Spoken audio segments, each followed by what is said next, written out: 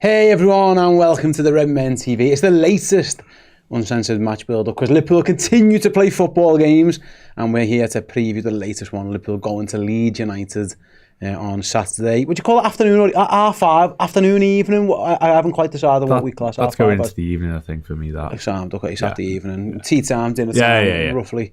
Liverpool facing Leeds United, buoyant Leeds United. In part one, we will be speaking about Leeds and their recent, perhaps, little upturn in form and what threats and poses they may face Liverpool. And in the second half of the show, we'll have a look at the Reds, their team news, some selection dilemmas and all that kind of stuff. In the middle, we'll have our latest prize draws as well. Our two we've got to give away today. We've got two prizes to give away, so two of our Red Men Plus Legend subscribers. I'm Steve Hood, joined by John Reid and by Chris Coughlin for this one, guys. Thank you very much for coming in today.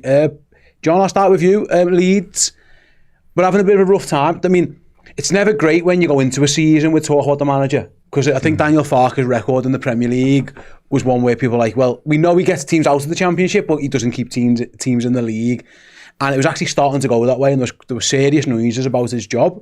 They go and put in a spirited performance at the Etihad, albeit they end up losing with that Phil Foden late goal. And then they convincingly, really deservedly beat Chelsea in midweek. So it feels like sometimes you can, again, with Liverpool at the moment, nothing's easy, but like there are certain times when you might want to play a team, and it feels like Leeds at this moment, in terms of confidence at least, and we'll talk about maybe fatigue and injuries later, but in terms of the confidence and the mood around the club, it feels like a pretty poor time. You know, narrowly getting defeated by City and then thoroughly beating Chelsea isn't exactly the best time to go and face Leeds, you would guess.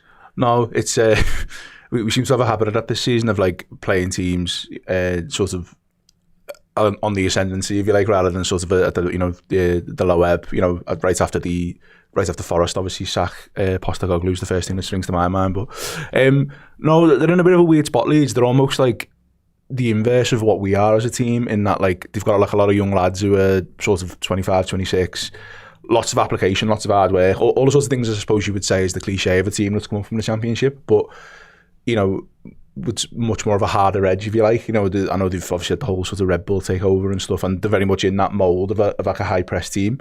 They just haven't necessarily got sort of like the magic, if you like. You know, it's probably an easy comparison to sort of look across at Sunderland and go like they've gone out and signed Xhaka.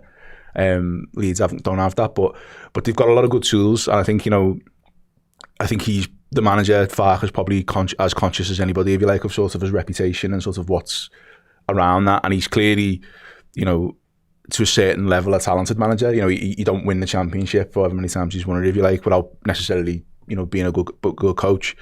So yeah, I think it's sort of a little bit on him as well, and he's this sort of uptick in form, if you like, has sort of coincided with them changing formation, going 3 at the back, going 3-5-2. So there's a lot of things there that sort of worry me, if I'm honest. You know, not least because Elland Road's always a bad place to go in terms of like the atmosphere and stuff. And off the back of sort of the midweek, it's not necessarily what I think these players would want in terms of having minutes in the legs and stuff. So that was the next one I was going to say. Sorry to question there, John, but I'll pose this one to Chris in particular. Like, not only the players in form, that crowd will be back. You know what I mean? If they were coming into this in the form that they were in, because they weren't great Leeds, and that, you know, of the newly promoted teams, I think a lot of people would have expected Leeds. If you said which one of them was going to have a flyer, based on history and like everything about it, you probably might have just said Leeds. You know, given the season again that they had last year. Actually, it was Sunderland who came up through the playoffs. It was Leeds and Burnley who really rocketed through the Championship, but it wasn't quite going their way.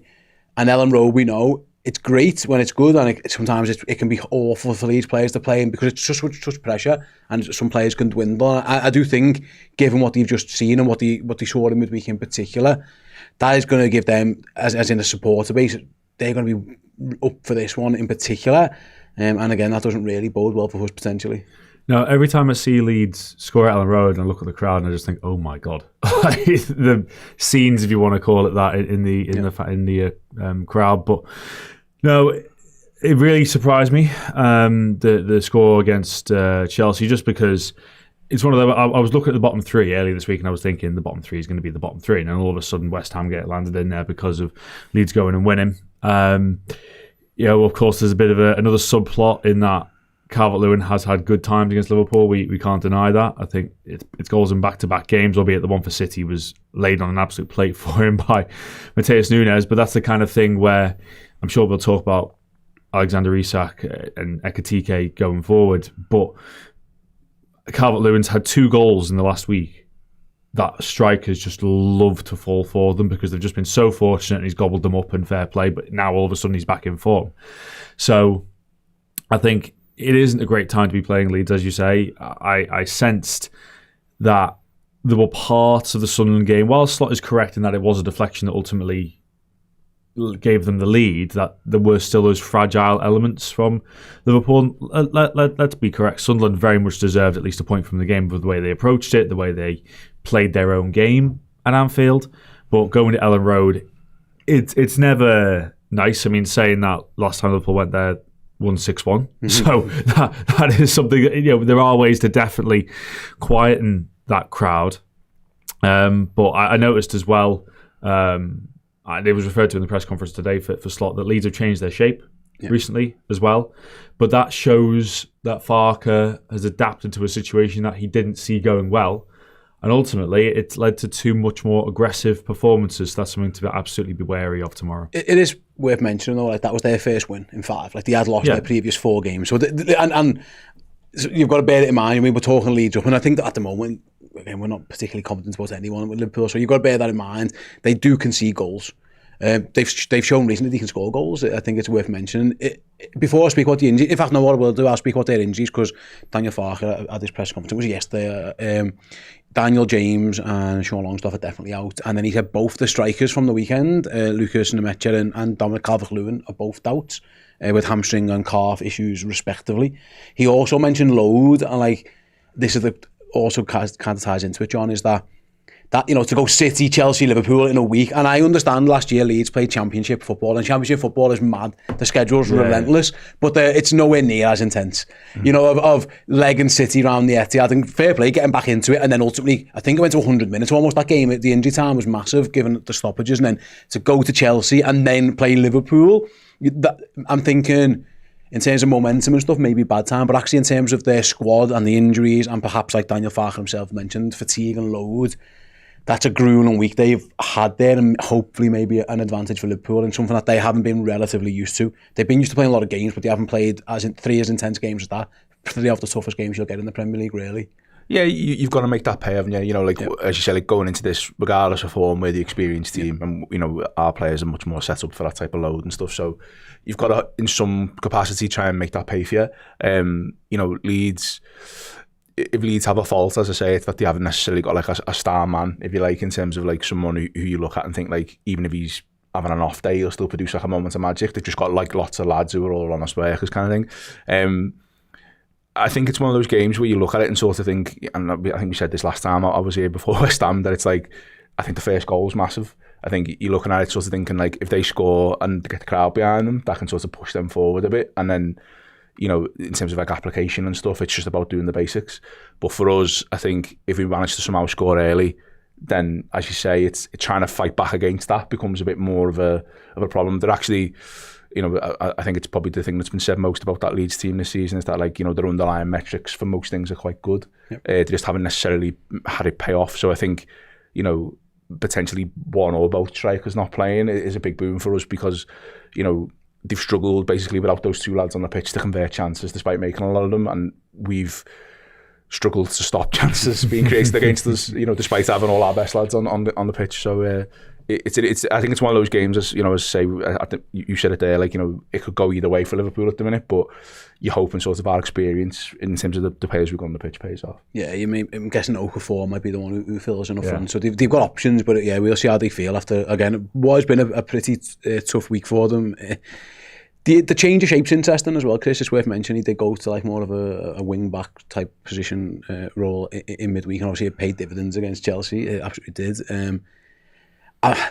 I'm just thinking from a Liverpool point of view, if I was playing this Liverpool team at the moment, I'm thinking, would I go for a back 5? There's options where if you wanted to as Leeds, and it's more difficult at home to do the park the bus kind of thing, but Liverpool have struggled in terms of scoring goals against teams who have defended deep low block like Taylor Alder's time, but also you can hit Liverpool. So it's a bit of a catch-22. You're at home, you go, you know what, let's just go toe-to-toe, because I think there's value in that, but there's also value in, well, we know if we defend in a shape and defend properly, at this moment in time, maybe a Liverpool team lacking in a little bit of confidence, there's a way where you can keep these quiet. So it'll be interesting to see what Farke does, because there's value in both. Both are viable options for him. Yeah, I always think with games like this, Leeds fans wouldn't really accept their team not having a go, would they? Especially how ferocious Elland Road can be. I do expect them to very much have a go. I'd expect any team in the league to have a go at Liverpool at the moment, to be honest.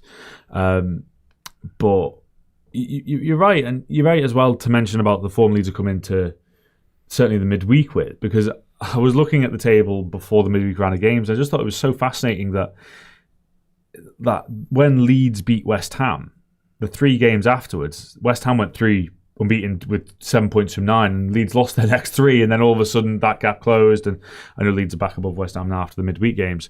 But the change of formation is really interesting, because I hadn't seen the change of formation before watching the highlights of the Chelsea game. But then I see Bijol score from the corner, but then I'm also clocking that Strauch and Rodon are on the pitch. So clearly there's 3 centre-halves. I'm like, oh, okay. So Farke's taken that decision because he saw, right, we're not staying in games, just really throwing games away by not being secure at the back. So that's what they've looked to do. Bogle as well. I think Bogle's assist for Tanaka was borderline a central midfield position where he ended up there. And it's a good strike from Tanaka as well. Obviously, it's one of those goals that you see and just think, wow. that is, it doesn't even curl, it's just a straight line into the corner. He's a good player.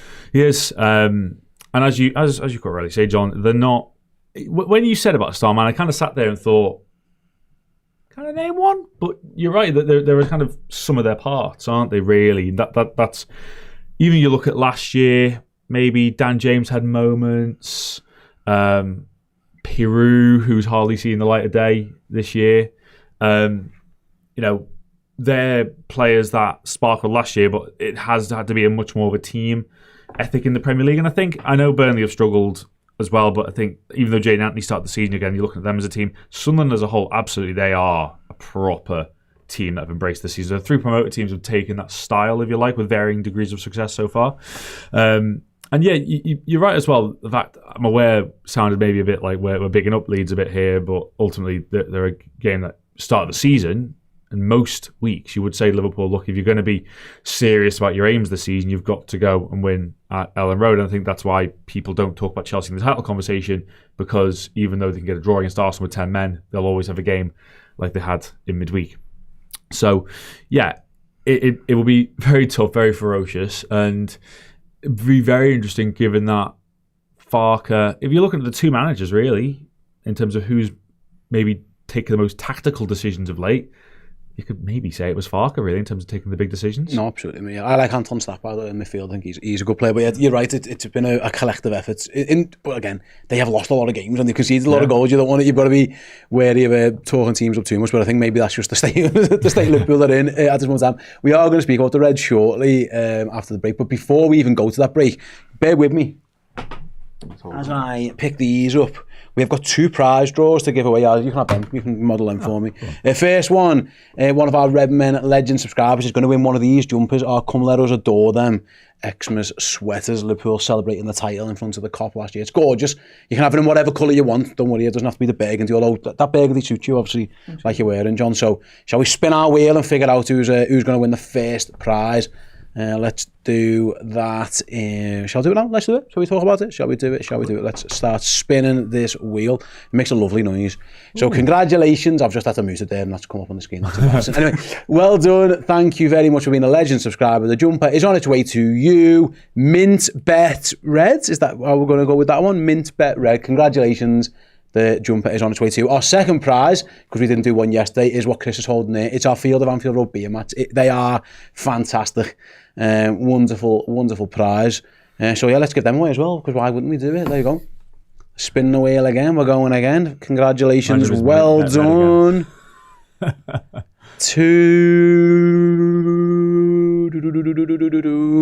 Great Blakes, that's a good name. Great Blakes, there you go. The Fields of Anfield Road beer mats are on their way to you. Thank you very much for being a Redmen Plus Legend subscriber. You are the best, all of you.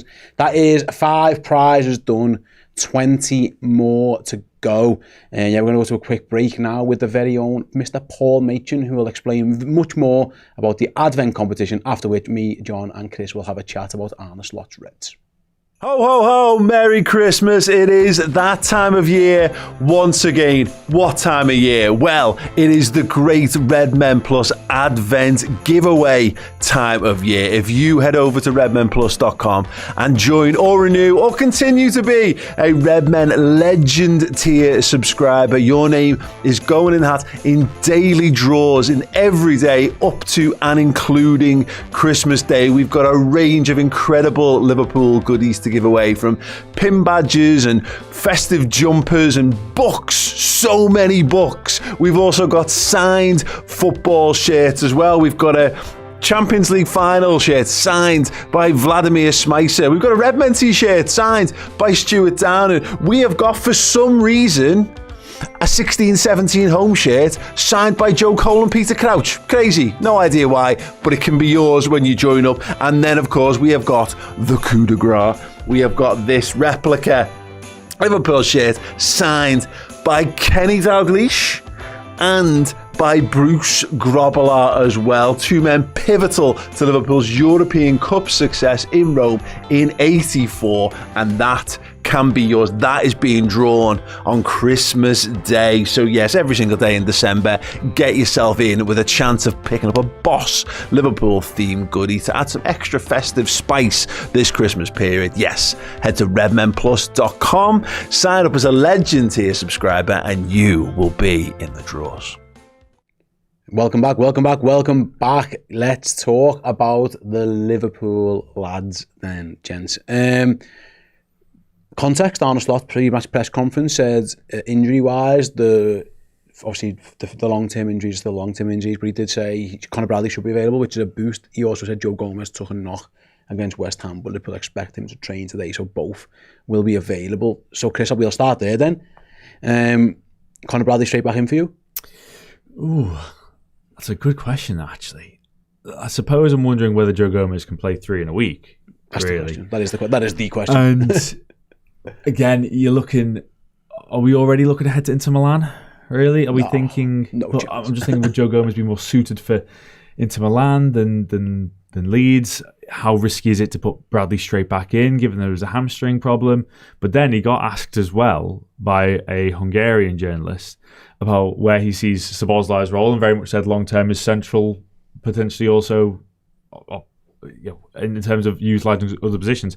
You know what? It's funny because I watched the press conference and I'm still sat here now just wondering what the best option for right back is. I do feel, look, if Gomez is fit, I just feel like it's worth going with Gomez, just because of all the injuries that I am the most cautious of, it is by far and away hamstring. And how ferocious that Leeds attack and press will be. All of a sudden you're looking at Bradley and thinking, will it go again? And if Bradley starts, I'd like to think that the medical team are 100% confident that it won't just twang again, because it's such a shame that he's in that situation as a young footballer, a very young, talented footballer.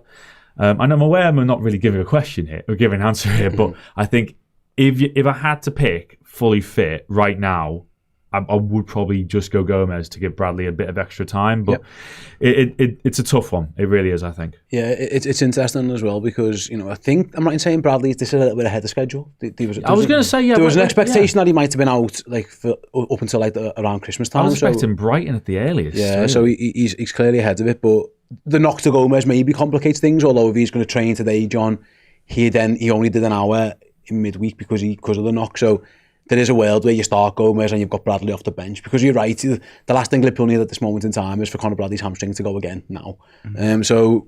And also there's a it's enough to say, like, Joe Gomez has done well in recent weeks in that position. Maybe the throwing someone straight back in to Elland Road might be difficult. So there's a case for both. obviously fitness related, but stylistically, if they were both 100%, would you still be looking at the more defensive Gomez or the more maybe attacking option of a Conor Bradley? That is the question.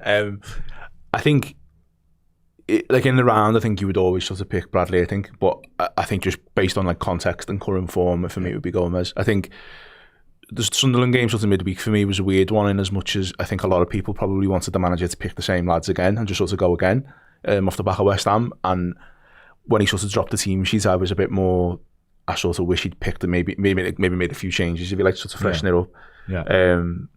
I just think he'd make one or two more, to be honest. I think for that, but I also just think for legs and stuff as well, because I think now you're looking at sort of going into this game, you know, we sort of all come out of West Ham thinking like Isak looked better, even though he didn't necessarily, you know, have like a massive performance, if you like, but just like the goal and stuff. And then the Sunderland thing sort of blunted that. You've got this weird thing going on with Mo, which we've had for most of the season, but, you know, in terms of like coming on, it's just difficult. And I think the manager's moved or started to move, I think, at various points in the last few games towards a bit of a 4-4-2. And I quite like, particularly for a game like this, I sort of like the idea it was out of possession being 4-4-2, putting Isak or Ekitike up front and a lad with him, and then having just 8 lads behind the ball and just going like nothing gets past. And for that, you would have a Joe Gomez. Do you know what I mean? It'll be interesting because this is the next point overall. After not making too many changes and it maybe backfiring a little bit, Chris, that this is the time, usually third game in an intense period with a Champions League games to come on Tuesday, is where you probably would do 3-4-5 if you could. So I'm thinking, for example, left back, you could just bring Kirkes back in. For me, Curtis Jones has to play. He has to come into midfield. I would say for potentially an Alexis McAllister. My guess is Ekitike could potentially start up front. He's got the option then, of course, Mohamed Salah coming back in as well. So does this feel like one where you think the manager might go, you know what, this is the time to freshen things up a little bit? I genuinely would have freshened it up on Wednesday. Yep. With the idea, it's a relatively quick turnaround, really, to Leeds and then, of course, into Milan. And that's actually a bit of a rest as such then until Brighton. But yeah, I agree with you on Kirkes. I agree with you on Jones. I think it's one of those, if McAllister's header goes inside the post, we might be talking a different attitude there, but again, it's fine margins, it's ifs, buts and maybes. I thought the fact Salah came on at halftime was really interesting. It's not as if Slot's gone, oh, I've made a mistake here, but he was very quick to look to make that substitution. And I know we'll talk about the forward line in a bit, but again, Ekitike is someone that for me just feels like he's lost a bit of a flow.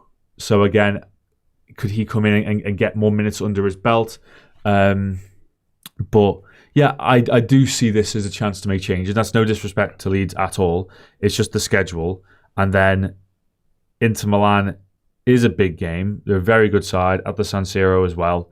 And of course, given that the situation in the Champions League, Liverpool will, of course, be in the knockout stage of the Champions League, but you want to be somewhere in that top 8. And I just think beating Inter Milan would be so important to do that.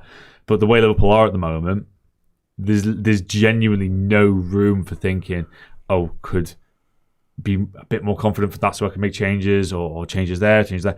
You've got to make changes that you think will impact any game, as I'm sure Slot would always do. But there's just no margin for error in any game at the moment, and that's why every decision that he makes will be scrutinised because they're all just so crucial. Yeah, it's interesting because he was asked at the press conference, actually, John, today, about this idea that maybe he can play both Ekitike and Isak together. And he said, well, potentially yes, but like they're my strikers. So if you play both of them, I've got no striker. You know, you've got to be careful with minutes and stuff like that. So it doesn't feel like that's an option. So and I don't think Isak's going to start 3 games in a week, to be honest. So I think we could maybe pencil in Hugo Ekitike. Now either side of him is interesting, and it kind of relates to the midfield as well, really, because Vert and Sobo have now become wide options, as well as Gakpo. The big question around Mohamed Salah as well. If you leave Mo Salah out for a 3rd game in a week, is that something he's going to do? So in terms of the forward line, if I had to guess, I think it's going to be Ekitike, Gakpo, Salah. Would you concur? So does that mean dropping Wirtz? I don't think Wirtz will start. I think he probably should, but I don't know if he again for the 3 times thing. I'm not quite sure he will. I don't know. I'm struggling because I think for me, in a weird way, I think like Gakpo almost feels like this manager's non-negotiable out on the left, and like so I don't see him not starting. As you say, I agree with Ekitike and Isak in terms of minutes and stuff. And then it's the big question mark for me, I suppose, is the Salah thing. Like, is he putting someone else out where Salah is, and therefore maybe he moves where it's out there or whatever. I just struggle, I think, just with sort of the comments he's made sort of post match, and I know it's obviously straight after the game, so like, you know, he might think differently sort of after training and stuff, but some of the comments and noises he's been making around words in terms of like his form and his confidence, but I think it was particularly the line he sort of made about his confidence and sort of you can see how he is and that people want to give him the ball and stuff. I just think like we're in such a rock and a hard place situation at the minute of like what's working for you and try and do more of it versus what is that? Versus who do we trust? Do you know what I mean? Kind of like, you know, do we just keep picking the same lads kind of thing, or do we try and just, like, he's clearly in a bit of form, do we try and make him work? It's a really hard one. I just think, you know, I suppose the benefit is that he's got the option. You know, there's nothing to stop him putting people on the bench and sort of changing things around mid-game and just seeing how things go. But so far this season, that hasn't necessarily been our strength, has it? Compared to last season, where his subs always seem to go positively.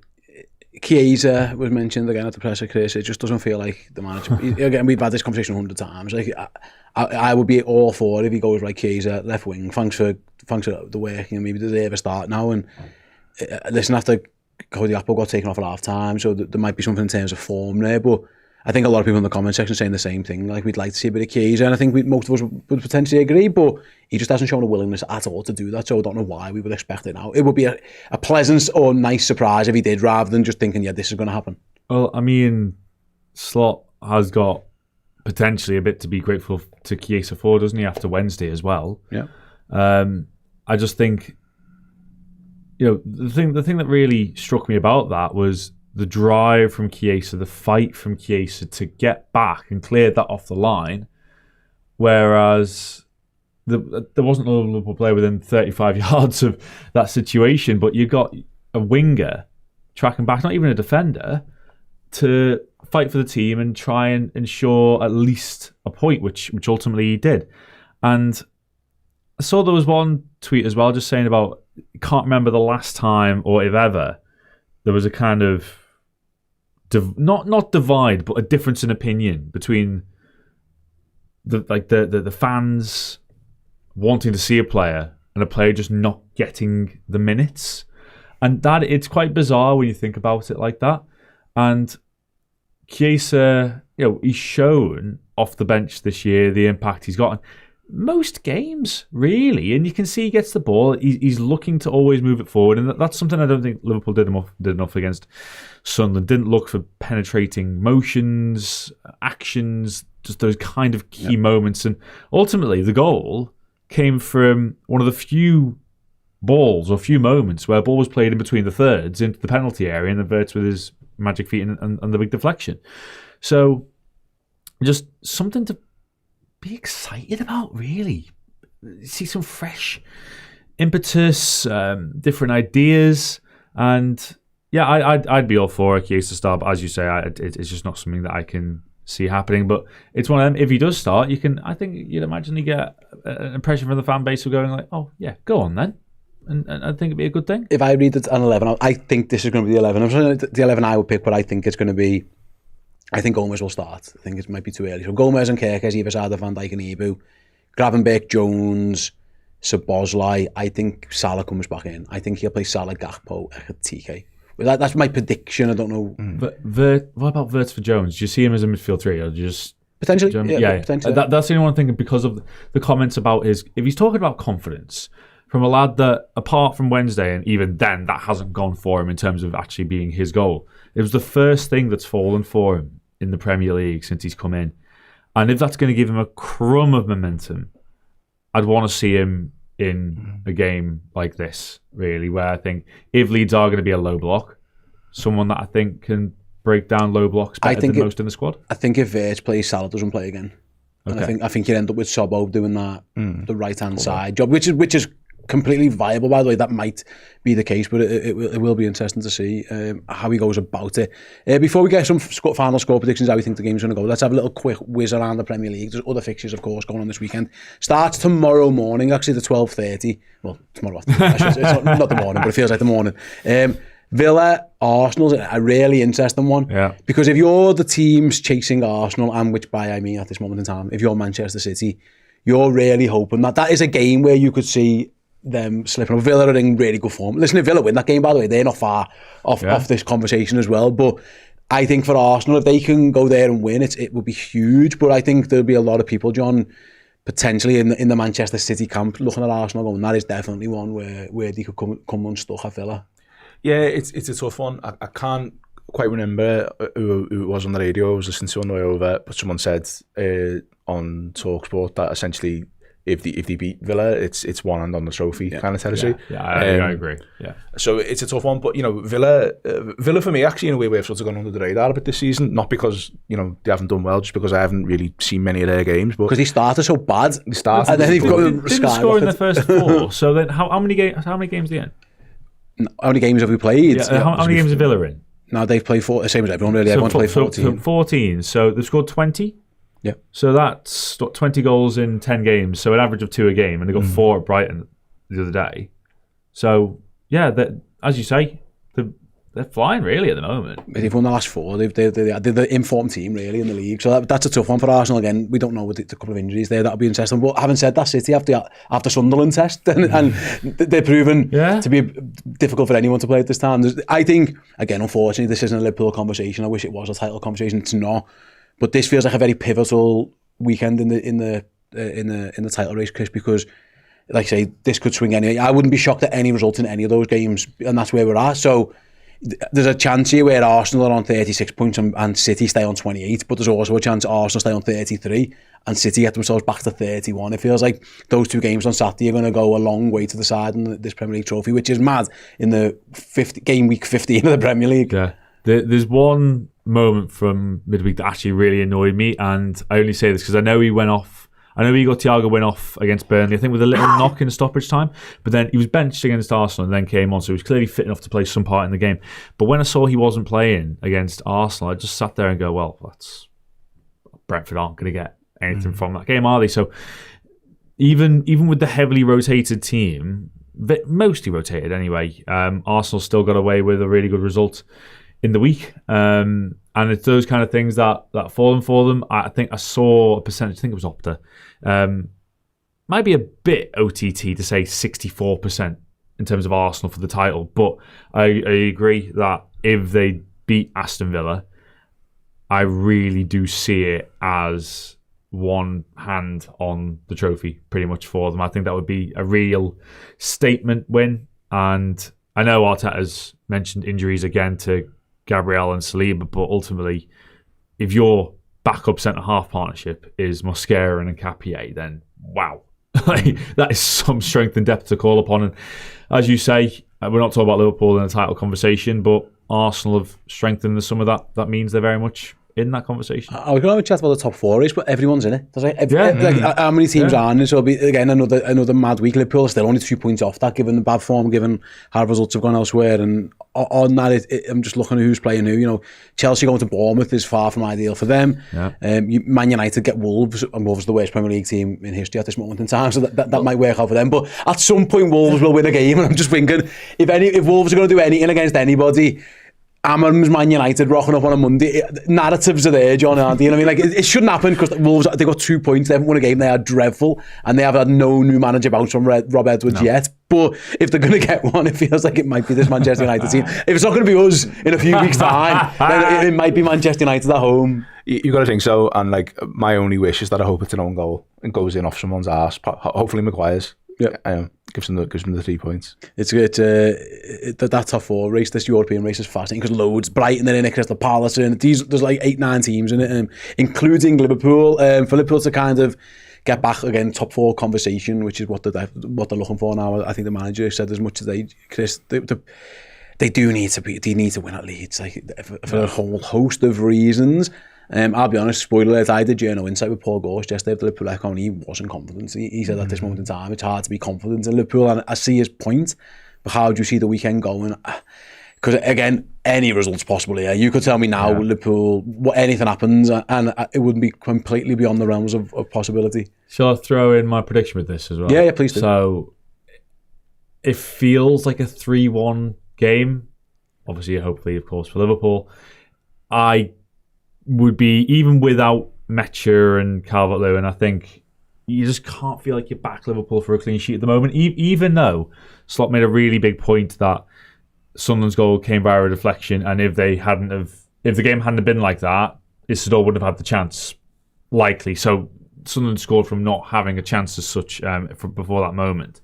But ultimately, it's those kind of deflections. It could have hit Van Dijk anywhere, but it's hit him on the exact part of his arse that will fly into the far corner past Alisson. So just those moments at the moment really aren't going Liverpool's way. And I just think something will happen by some cruel nature that will give Leeds a goal, whether that's to equalise, go in front, pull them back, whatever. Well, history suggests go in front. That tends to be what happens to us. And that's what, before midweek, every game we've gone behind in this season in the league, we lose. So that's why I agree that the first goal is so important. And I think silencing that Leeds crowd is just something that's so important, because if you can silence them, it does take away a really key part of what Elland Road is all about. So 3-1 is the scoreline that's been in my head. How confident I am of that, I have no idea. Fair enough, John. I think it'll be a 2-1 game. I think, unfortunately, for whoever's doing the watch along and for everyone else's blood pressure, I think it'll be a scrappy, horrible game. And I think I'm going to go Liverpool win, because I wouldn't sit here and not say that, but I do think it could be one of those where it's 1-1 on 80 and we're all sort of head and hands thinking what's going on, and then there's maybe a scrappy goal off a corner or something that makes it 2-1, and we're just clinging on for dear life for 10 minutes, hoping for the final whistle. So I'll go 2-1 Liverpool, but I don't think it's going to be a comfortable game. Yeah, no repeat of the 6-1 of last time we played against these. Yeah, it's tough, man. I tend to agree. I think I'm backing Liverpool just because of, I think it's been a really much more of a grueling week for Leeds than it has for the Reds. Like, Liverpool didn't, West Ham wasn't that taxing on them really. Actually, Sunderland wasn't, because it was a very pedestrian game. Like, it wasn't like gung-ho football really, and maybe that provides a little bit of something towards an end of a game where, again, they've just been legged and done really well, by the way, in 2 games. So I'm going to edge it towards Liverpool, but I can't sit here and say I am completely confident. Speaking of that watch-along that John just mentioned, join us on Saturday evening. We always go live 1 hour and 20 minutes before kickoff. So around 4:10 on Saturday evening, you'll have Paul, Chris and myself in for the build-up show, and then Paul and Chris will be doing the watch-along for that one. So do come and join us on our YouTube channel. If you haven't subscribed on YouTube, please do so as well. Click the little alert bell, and as we go live, you will get that notification. Join us for the big game. Thanks to John, thanks to Chris, thanks to the other Chris for producing the show. Thanks for you guys for watching or listening, and we'll catch you on the watch-along on Saturday afternoon. See you all there.